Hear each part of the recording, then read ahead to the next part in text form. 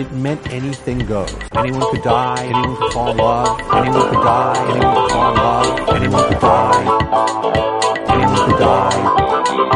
Age of Apocalypse. Concept was so cool. Age of Apocalypse. Concept was so cool. People couldn't believe it. They had to believe it. People couldn't believe it. They had to believe it.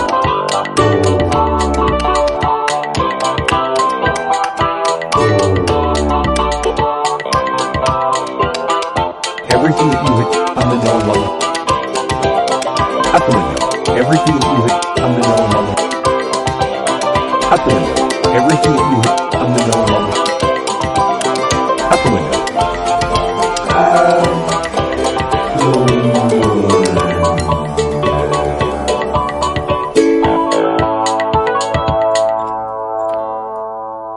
I'm Jeremy Greer. And I'm Gary Butterfield. And this is Days of Future Cast. And this podcast is about Age of Apocalypse for a little while. Gary, how are you right now, man? How you doing? I'm doing all right. Didn't sleep great. Okay. And we're entering into kind of an early warm period for Portland, which I don't care for. I'm not a warm weather fan. So it's a little warm in my apartment. But other than that, I'm doing okay. Tired, sweaty. We bought trees. So at some point this weekend, I'm going to plant a tree for, not for your tomorrow, but for my tomorrow. Yeah, stay away from us tomorrow. Yeah, stay away from my tomorrow, the series that follows Age of Apocalypse. Yeah. So yeah, that's what's been happening in the Greer household. Autumn bought trees from the internet, which I find very strange, but we did it. Yeah, the fucking future, man. Yeah, I know, man. They came in a huge, like a FedEx person came and dropped off this long box that had 2 trees in it. It's fucking weird. Very bizarre. I might buy one of those shitty, because I have weird windows in this place. I might buy one of those garbagey air conditioners that you have to like attach with an ugly tube to your window. Yeah, I don't think that's a bad thing to do. Yeah, that's. Yeah, would they yeah, let you? Would they let you do that? Sometimes, landlords are like, "I don't want you fucking up my building" or whatever. So. Yeah, I got to send them an email. I might do it though, just because I got this summer. I'm going to move in the fall, but the idea of just sitting through a heat summer, especially under quarantine. Yeah. Like, I don't know how long the quarantine. Like Oregon is going to do limited reopening in a week, but it's very limited, and it's very much based on like if we get more cases, then we're done. You know, we're going to close back up. It's very much a trial thing. So I'm anticipating some more quarantine for sure. And I do not want to be stuck inside when it's 1,000 degrees and not be able to go see movies with air conditioning and stuff. So. Yeah. We're doing limited openings. They opened up restaurants for but patio only right now. Okay. So like I had to drive through town the other day, and like there were just like restaurants just had hundreds of tables out in front of their like thing under like these tents, and I'm like, I don't think that quite. I think they were expecting you not to have a lot of these. That's the reason that they let you do it. But well, and like the weird thing is like they're opening them up, but I don't want to go. Yeah, like, absolutely. Even if they open them up, I'm like, I don't feel safe doing this. Yeah, like I don't think it's gonna, at least here, I don't think it's gonna fly. I think that they'll, some people will go, but it's not gonna be very much of a thing because like I'm still scared. And, still very much don't want to get sick or get anyone else sick. Exactly. So. And I mean, and you've been down here to visit me and Autumn. Me and Autumn like to go to restaurants. We like to hang out at the bar and like chill for a while. Like that's kind of what we do when we hang out together. Yeah. And even, like we don't want to go sit outside in a parking lot and do that. Like that's not fun. Yeah. Like, you know what I'm saying? It's not the same thing. Yeah. I did that when I was 16. Like I know how drinking wine in a parking lot goes down. You get run over by an F-350. Like I've been there. Yeah. I've done that. Yeah. It's still fucking weird times. Yeah. That is how I'm doing. And speaking of weird times, let's talk about Wolverine and Jean Grey and Weapon X #1. Mm-hmm. This is the continuing of the Wolverine series, the Larry Hamill Wolverine series with Adam Kubert on art. One of the things I admire about it is the accurate depiction of Jean Grey's like hanging boob. Here on the front, she's just got one that goes to the right, man. That happens sometimes. That totally happens sometimes. Like Like, I have suckled upon a boob similar to that. Like, that is very similar to how boobs behave. I'm gonna need you to just remove the word "suckled" from your vocabulary for Days of Future Cast, my dude. You could just say "saw," "experienced." Like, you could experience a boob more than you could suckle it on this podcast. Experience is worse, man. Dude, no way, no way. I experienced. Leave us a review on Apple Podcast. Which one would you rather do to a boob? Yeah. Just say "experienced" or "suckled," and we will know. 5 stars only, though. 5 stars only. Text "suckle" to at Plumber Duck on Twitter. But yeah, it's like, oh, this is realistic. You know. So this Larry Hama had been doing Wolverine forever. He is responsible for a lot of very classic Wolverine series, and like the whole Wolverine monologuing to himself for the entire issue, like an action star kind of thing, is a Larry Hama joint. He's the guy who wrote all the old G.I. Joe comics. Okay. And that is kind of his thing. And this is early Adam Kubert work, who is actually like, that guy's a huge name in comics. Still kind of a big name when he gets books now. And I think that, like, I don't like his face work very much. I like his scenes though, like his middle distance or long distance drawings. I think are pretty good.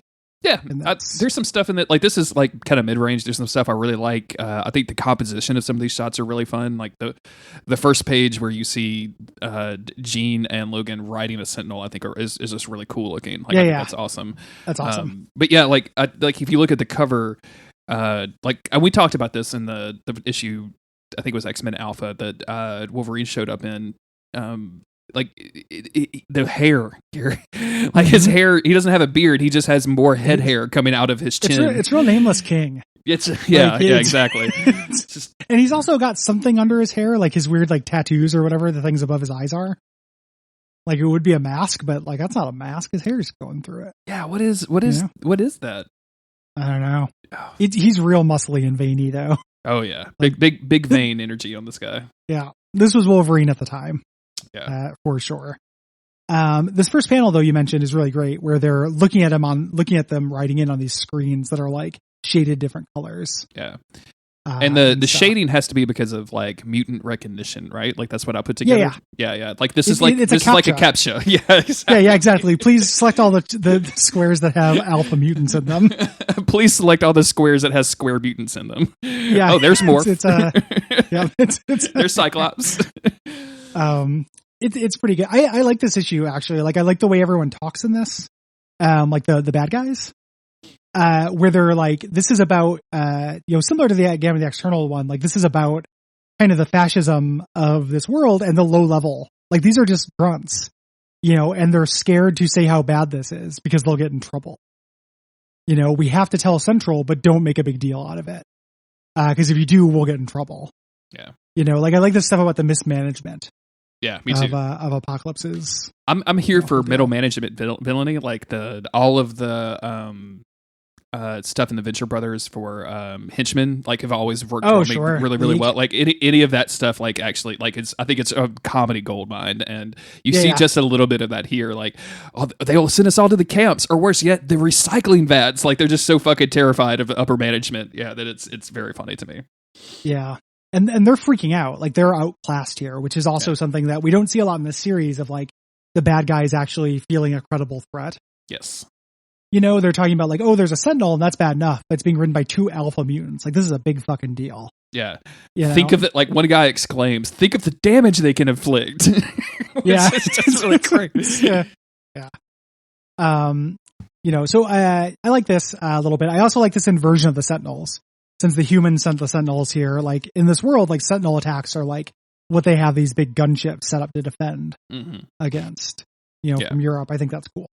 And so they are flying into the middle of this Apocalypse's seawall, and it's built to repel like 10,000 Sentinels, but they're being like, they're going head on, like, they're not being sneaky, but like they have the agility kind of factor on their side, so they're kind of going straight in with little like they're they're not targeting stuff, and then it's revealed that the Sentinel has been programmed to deliver them no matter what at all costs to hit damage to the Sentinel. So he just smashes into a thing, and they jump off and like, okay, let's party, let's go after it. I think this is a great panel. I think this is really cool with them jumping off.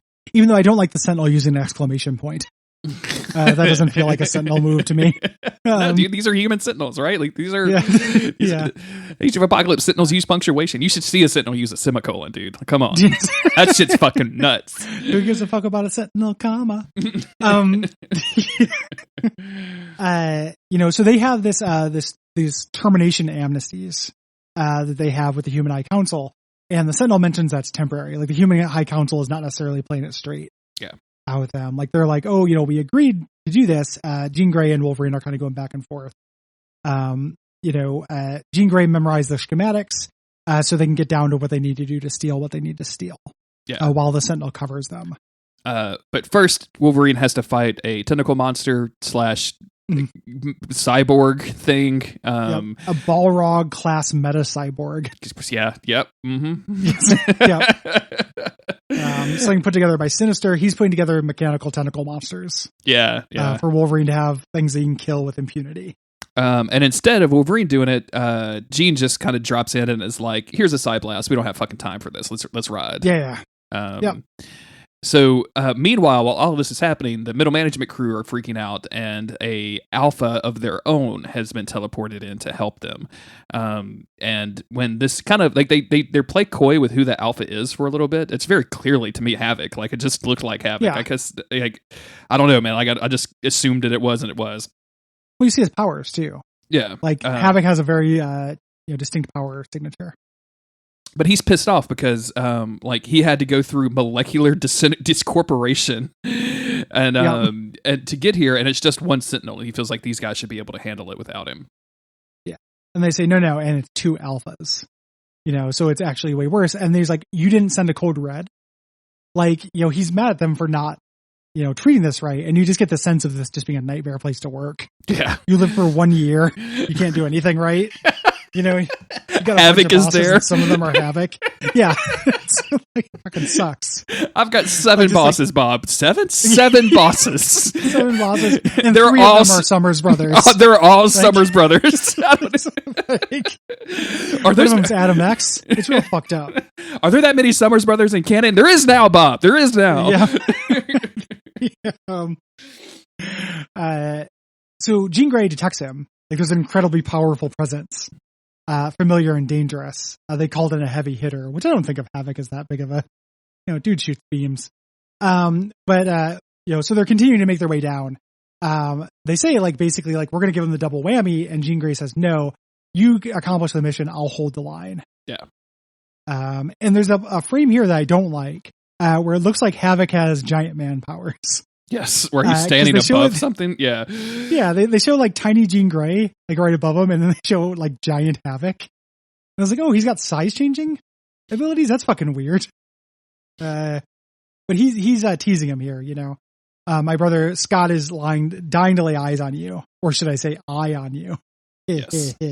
He lost that Nailed eye. it. Nailed it. Everybody knows that dude only has one eye. Nailed it. Got him. Yep. Got him. Too bad he wasn't here to hear that, Havoc. And because Wolverine took Wolverine's hand, Wolverine took his eye. We'll learn about that later. They have a history. Yes. Wolverine, in the meantime, is kind of going deeper into this complex and just scrapping everything in sight. He's just shredding everything. The whole red and black silhouette in the bottom left hand of this page, I think, is really, really cool looking. Mm-hmm. And then it's weird when they decide that Wolverine has fangs. You know what I'm saying? It's always a very specific, it's almost like he goes feral and he has just 10% werewolf in him because he's like, oh, teeth are growing. I'm real mad. That's the reason when to back down from the Scrabble board when his fangs start growing, right? He's going to turn to a Mr. Hyde. You got to go. So we cut back to, as he's just killing infinites. This is good action. This is what Wolverine comics were like in the 90s. Yep. We cut back to Havoc just blasting Jean Grey, and he calls her a breeder sow. Yes. Which is pretty fucked up. The implication here is that Jean Grey, Wolverine rescued her from a breeding camp. Yeah. So they never explicitly say it, but that's pretty fucked up. I don't And know. the No, idea he of- specifically says it. Like it's an escapee from the breeding pens. And Oh then- yeah, no, I mean, I'm saying that they don't explicitly just say like, right. Well, You I mean, know, he whatever, calls her a but it's- DNA repository in the panel Yeah, after yeah. this. So like, Yeah, they don't use the word, but it's really, really dark. it's really and- gross. and- yeah. Yeah, it makes sense for Sinister, who has always had this like Summers and Jean Grey DNA thing, and like him being very upset that he lost Jean Grey as like literally a womb. You know, real fucked up. Yeah, it's not great. Yeah. Luckily, Logan shows up to save her from more Havoc talking, and he is about to go a little crazy on Havoc to get his own revenge back when Jean Grey grabs him and is like, "All right, we got to get the fuck out of here." Yeah, And, we got they- what we needed. Yeah, they escape back to their personal little Sentinel car, their Sentinel Uber, I guess. Yeah. Hello, your Sentinel is waiting outside. 5 minutes. They jump on it. It's been prioritizing turbine flights and repair things, so it's no longer fighting back. And it sees the alpha mutant. Wolverine's like, I know I should have killed Havoc, and like, yeah, probably. Sure. Yeah. He's probably correct. Havoc starts powering up to blast them. Here, the Sentinel shoots off his hands, which Yes. causes Wolverine to go, Was this? I guess Wolverine never saw that '90s Avengers Ultron cartoon that we did because this is an Ultron move. It's a total Ultron move. Alpha class threat neutralized. Shoots the hand. The hand then carries Havoc into the teleporter while the other hand presses the button. Oh, it's so good. It's so good. It's so good. Funny. The other hand pushes the button. That's so funny. The Sentinel is like, and they're flying on their own. They're just little rocket ships. These hands are great. This Sentinel owns. It's fucking great, Like, dude. Oh man, this is great. Yeah. I love it so much. And yeah, like they decide to, and they take off with riding the Sentinel, like with a bunch of other Sentinels coming in to attack this Cover place. their escape. Yeah, which Yeah. we're gonna see later in Amazing X-Men. Like all of this stuff is gonna happen. Yeah. The and- extraction. Yeah, as much as I like the idea of this full page spread where we have the weird Sentinel things like all shooting out from the same spot and then riding the Sentinel backwards. Some of the like face work and stuff doesn't really work for me though. No, this is before Adam Kubert like learned how to do faces. Like he got better. This guy was still working during like my like most recent like comics time, which is like 2010, right? But it's 15 years after that. This is really early work. Yeah. From him. So from here, yeah. we cut over to like Apocalypse's, I guess, like inner sanctum, where Cyclops is given a report, and they're kind of realizing what has just happened. And on top of all of these things that are happening, they realize that Sinister has also escaped and is leaving, and has transmitted vital information to these two mutants, which they're delivering to the Human Council. So like a lot of stuff we kind of already knew that is just being like, oh yeah, this is how this character knows this now. Yeah, and that's kind of like one of the bummers about all these number ones is we're getting a lot of setup and learning stuff we already know. Yeah. And that's okay. They eventually diverge more, but this is kind of the weakness of them all starting at the same point. Cyclops is very loyal. He's like, and he feels very betrayed by Sinister. We're going to learn a lot about that in the next issue we're going to cover. Hey, we're rousing all of his known cronies, scouring the continent. He can't crawl fast enough to escape me. Yes. And Apocalypse is like, no, I've taken steps on my own. You don't need to worry that much. Yeah. Cyclops starts to ask. He's like, would it be impudent of me to ask? And he's like, yes, it would. Yes. That's the easiest way to, like, Cyclops is definitely the guy that says, like, can I ask you a question? And you just say no. And he's like, okay. I'm just going to shut down the conversation then. The answer is always no. The answer is always no, Scott. They walk over to, I guess, a different part of this room where Beast is given a report about Havoc. Real quick before we go to Beast, can we camp out on Holocaust sitting like the Maiden in Black from Demon Souls? Sure, yeah. Like just how like happy-go-lucky Holocaust looks right here. Touch the cost inside of me. Yeah. Just like him sitting with his feet dangling is just very funny to me. Like, okay, Holocaust, hop a squat, buddy. It feels like this character should never sit down. Feels like this dude would get in a recliner and then like turn sideways and put his feet over, like hang his legs over the side. Yeah. The Holocaust guidance counselor like move is just very good. But yeah, Beast is doing a hollow surgery on a screaming Havoc. who's been fucking fused with a Sentinel hand. dude. And like, this is all in like a weird yellow outline, but if you like cross your eyes enough, you can really see what's happening. And like, Havoc is not having a good time and Yeah. fused into a Sentinel hand. Gary, why don't we have a whole entire issue about this? I want a spin-off of this. Like, I Havoc do got his too. own spin-off comic called Mutant X, and I wish it was about Sentinel hand Havoc. Like, much, much more than this. And Apocalypse is like, is that a bone saw, Dr. McCoy? Do whatever you have to do. And it's like, that's fucked up. Like, later Abyss, he references this as well. yeah. Abyss is here. Abyss is like a one-handed mutant, huh? I wonder who that could be. And of course, Holocaust doesn't really like this, and Cyclops is. And I guess I'd never really noticed, or they didn't specifically show us the 3 claws mark over his own eye. So I guess they just didn't show us that before. He had the thing. No, over yeah, it? he wears a thing over it. Okay.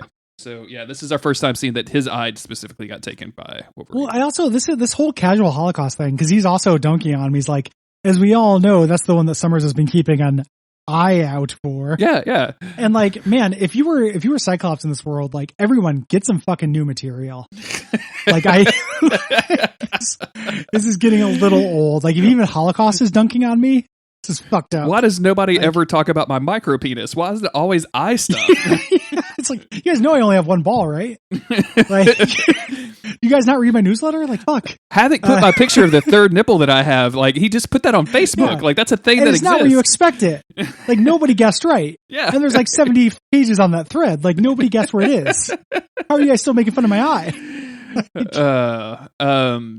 Apocalypse shuts down Cyclops from talking about his hatred of Logan and is like, we need to figure out what they're doing here. Like, could they be couriers or what's happening? Where are they going? And meanwhile, I love this shot that implies that they rode this Sentinel back to London and just crashed it into the Big Ben. fucking clock. And like, that's it. That's what's happening right now. Yep. It just parks there like a Planet Hollywood with a fake car smashed into it. So fucking good, dude. So great. Yeah. Oh man, what if Wolverine's you could go kinda to a Planet Hollywood and eat inside of a Sentinel body? You know what I'm saying? Like fucking the amazing, dude. right? Which X-Men themed Planet Hollywood actually would be pretty kind of here. I want an X-Men themed everything. Like, I went to that Simpsons World theme park, and like an X-Men themed theme park would be amazing. God, you know that Like, would there's be it would be all of the like the worst X-Men stuff though, right? Like it would be like all evolution themed. I would still go, Of course, but I would like it less. It would be real cool if I could design it though. Like, if you're listening to this, people who have the power to make that thing be, hire us. We'll do it for very cheap yeah, to consult on absolutely. such a thing. Mm-hmm.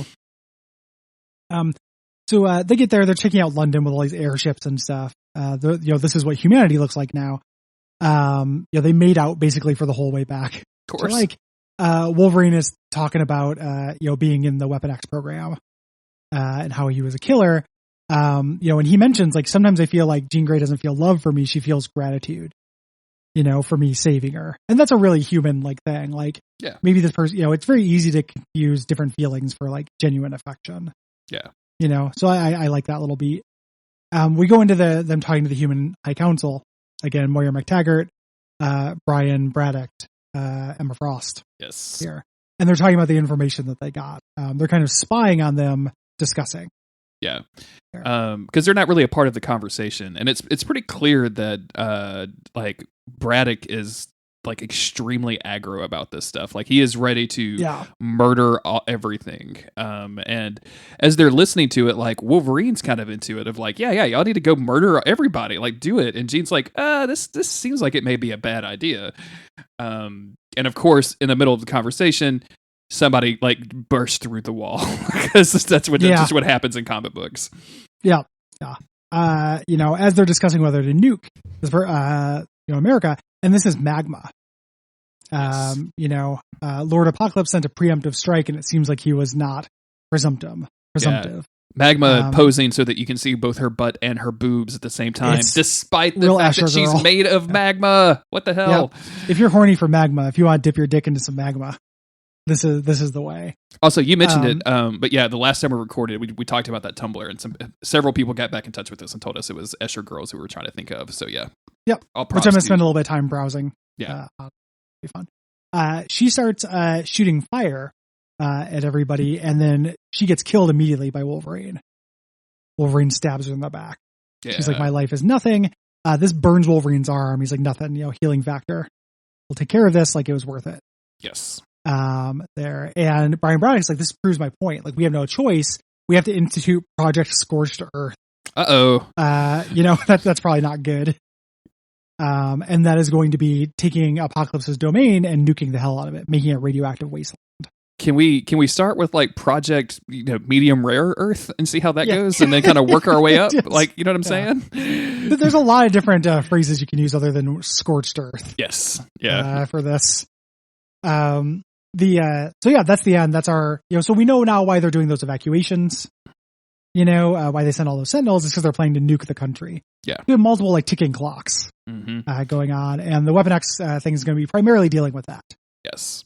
And this is all very cool. Like I like this a lot. While I was reading it, I was like, okay, like this, I like the way that they are, it's obvious, but they're setting up Scott and Wolverine and Jean Grey as like that classic fucking love triangle, and I'm kind of here for it. Like I'm into it. Yeah. I like this comic. I have a weakness for 90s Wolverine stuff. I read a bit of that, and just him doing Die Hard narration while he does everything. Like, that is a very specific mood. And you could, like, it's a weird thing because at the time I read a little bit of it and I liked Wolverine as a teen, and then I had a huge backlash against Wolverine. And then when I got back into comics and, got into some of the movies and read some of the comics where people wrote him better, I kind of like backported some affection for him, where like I allow myself to like him now that he's not as like oversaturated. And like reading him as part of this line where it's just 1/9 of the comics, like it seems appropriate to me. Like I like him being in this, and also Larry Hama is for this era an above average writer. Yes. Yeah. For what he does, it is absolutely like there are people for whom this will just be macho trash. But if you have any tolerance for macho trash, it is good macho trash. Exactly. Yeah. Mm-hmm. So it's good stuff. I'm into it so far. Thank you everybody for listening. Thank you to the patrons over at patreon.com/Duckfeed.tv for keeping the network going. We really, really appreciate that.